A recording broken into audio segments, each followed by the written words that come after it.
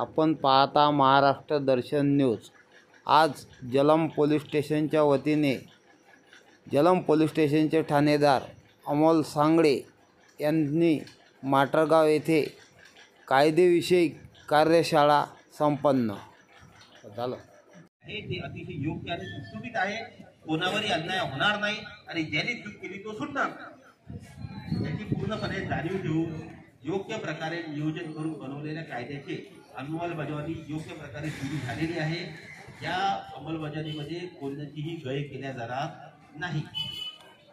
तो व्यक्ती कोणत्याही समाज धर्म पंथाचा असो, तो पुरुष असो की स्त्री असो, त्याच्यामध्ये कोणालाही गय नाही। मात्र जे योग्य प्रामाणिक लोक आहेत त्यांना त्रास होणार नाही। त्यांच्या सार्वजनिक जीवनामध्ये त्यांना त्यांचे अधिकार कर्तव्य पार पाडता येतील, त्यांना सहज जगता येईल, त्यांना सर्व अधिकार मिळतील। त्यांना फिरण्याचा, बोलण्याचा, वागण्याचा, राहण्याचा, चालण्याचा, काही खाण्याचा हा जो अधिकार आहे त्याच्यावर बाधा येणार नाही याची पूर्णपणे नियोजित अशा पद्धतीनं या कायद्याची अंमलबजावणी करण्यात आलेली आहे। त्याच्यामुळे भारतीय दंड संहिता किंवा फौजदारी प्रक्रिया संहिता किंवा एव्हिडन्स ऍक्ट म्हणजे त्याला म्हणून भारतीय साक्ष पुरावा या कायद्याचे नाव आता पूर्णपणे संपुष्टात आले असून त्याच्याऐवजी भारतीय नागरिक सुरक्षा संहिता, भारतीय न्याय संहिता, भारतीय न्याय सहाय्यक, भारतीय साक्ष अधिनियम अशा याचे नियोजन करण्यात आले। मित्रांनो, फक्त कायद्याचं नाव बदललेलं नाही, त्याचे कलमांचे नियोजन आणि बाकीच्याही गोष्टी सर्व बदललेल्या आहेत। आणि हा कायदा आज भारतीय कायदा आहे, या नावामध्ये सर्व काही सामावलेलं आहे। या कायद्याची नियोजन आणि निर्मिती हे भारतानं स्वतः केली आहे। त्यामुळे परराष्ट्रातून कोणी येऊन आपल्या या कायद्याची नियोजन निर्मिती केलेली नाही। त्यामुळे तो कायदा आपल्या सगळ्यांच्या सोयीचा आणि आपल्या दृष्टीनं सोयीस्कर कसा होईल या दृष्टीनं हा कायद्याची निर्मिती करण्यात आली आहे। मित्रांनो, पोलीस स्टेशन जलम जिल्हा बुलढाणा कायदेविषयी कार्यशाळा त्याच्या खालचं वाक्य अतिशय महत्वाचं आहे। चला कायदे समजून घेऊया। कायदा म्हणजे काय?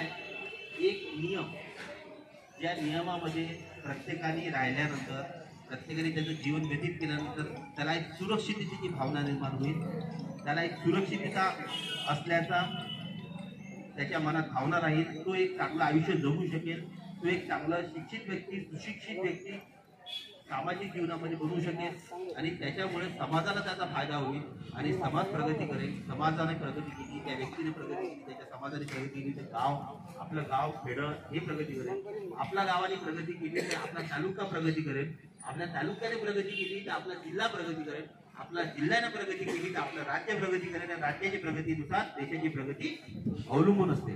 त्यामुळे प्रत्येकाने एका नियोजित नियमबद्ध पद्धतीत जगावं, त्याचं आयुष्य सुरळीत सुरक्षित व्हावं या दृष्टीनं शासन हे सदैव आपल्या दारी आहे आणि शासनातर्फे तुम्हाला सुरक्षित आहात तुम्ही याची पोलीस प्रशासनामार्फत, गृह विभागामार्फत आम्ही त्याची हमी देतो आणि तुम्ही सुरक्षित आहात आणि राहाल असं जाहीर करतो। धन्यवाद।